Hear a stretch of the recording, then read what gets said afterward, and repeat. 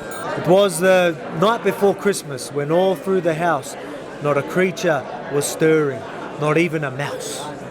The stockings were hung by the chimney with care, in hopes that St. Nicholas soon would be there. The children were nestled all snug in their beds, while visions of sugar plums danced in their heads. And Mama in her kerchief, and I in my cap, had just settled down for a long winter nap. When out on the lawn there arose such a clatter, I sprang from the bed to see what's the matter. Away to the window I flew like a flash, tore open the shutters and threw up the sash. The moon on the breast of the new fallen snow gave the luster of the midday to the objects below. When what to my wondering eyes should appear but a miniature sleigh and 8 tiny reindeer. With a little old driver, so lively and quick. I knew in a moment it must be Saint Nick. More rapid than eagles, his calls as they came, and then he whistled and shouted, and he called them by name. Now Dasher, now Dancer, now Prancer and Vixen, on Comet, on Cupid, on Donner and Blitzen.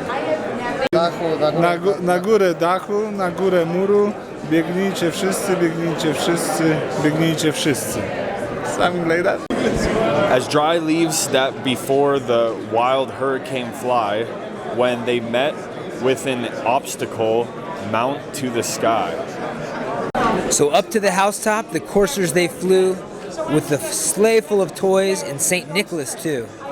And then, in a twinkling, I heard the roof, the bracing and pawing of each little woof. As I drew in my head and was turning around down the chimney, St. Nicholas came with a band. He was dressed in all fur from his head to his foot, and his clothes were all tarnished with ashes and soot. A bundle of toys he had flung on his back, and he looked like a peddler just opening his pack. All right, I'm not Mayweather. Let's go. His droll little mouth was drawn up like a bow, and the beard on his chin was as white as the snow. The strap of a pipe he held tight in his teeth, and the smoke is encircled his head like a reef.